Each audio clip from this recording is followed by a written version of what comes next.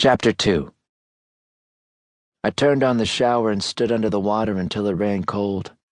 There was a dull ache building behind my eyes, and I knew from experience that it was going to get worse before it got better. I tried to remember the last time I'd eaten, but nothing came to me. When I went into the bedroom to get dressed, I found some pants and a semi-clean shirt on the floor. I slid them on, then crossed the room to Liz's closet and opened the door. Most of her clothes were still hanging inside.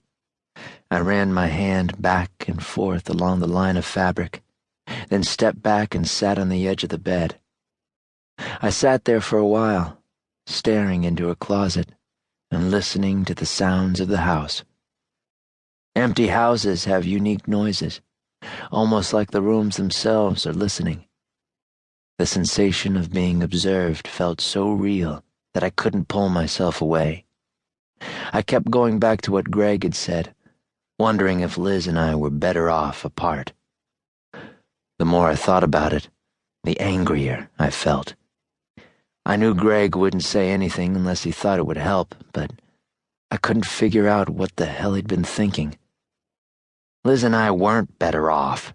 We were miles from better off, and he knew it. The pain behind my eyes turned sharp, and I forced myself to get up and head to the kitchen. I needed to eat, and to clear my head before going out to the ravine.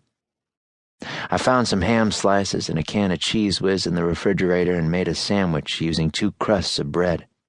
It was all I had in the house. If I wanted to eat again, I'd need to go into town and do some shopping. The idea killed my appetite, but I ate anyway. The sandwich was dry, and when I finished it, I grabbed a beer. It was enough to keep me going. I leaned against the counter and closed my eyes. The breeze coming through the window was as gentle as a kiss, and it felt good on my skin. After a moment, I reached for the phone on the wall and held the receiver to my ear, and dialed Liz's mother's number. I let it ring once, then hung up. What was I going to say to her? If what Greg said was true, if I'd threatened to kill her, what could I say? She'd expect an apology. More than likely, she'd want me to beg her for forgiveness, and that wasn't going to happen. She was the one who'd left me, the one who'd packed up and walked out with no warning.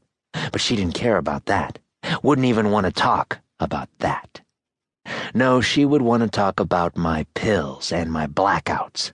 Nothing about her. She didn't care about the fog that came with taking the pills, or how the color drained out of everything a little more every day.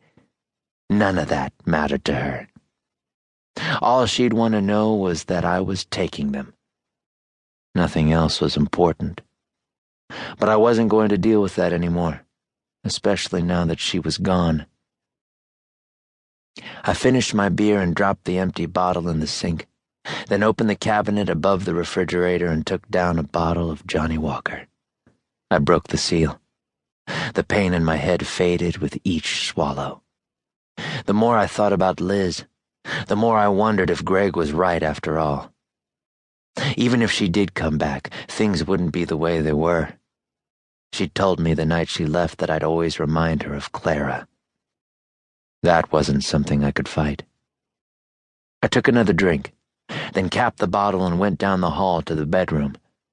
I opened my closet and grabbed a large cardboard box off the top shelf. It was marked Winter and filled with sweaters. I dumped them on the bed, then opened Liz's closet and started tearing clothes off hangers and throwing them in the box. I was going to make it easy for her. For us both. I'd emptied half the closet before I stopped and looked down at the dress in my hand. It was like a snapshot. I could remember her wearing it several times over the years, but right then all I saw was the first time. The 4th of July. The night we grilled hamburgers in the backyard and ate outside on the porch and watched the fireworks bloom over the cornfields. I remembered Clara saying the dress made her look thin, and the way Liz laughed and smiled and told her she was a charmer. I remembered the way she looked crossing the bedroom toward me later that night,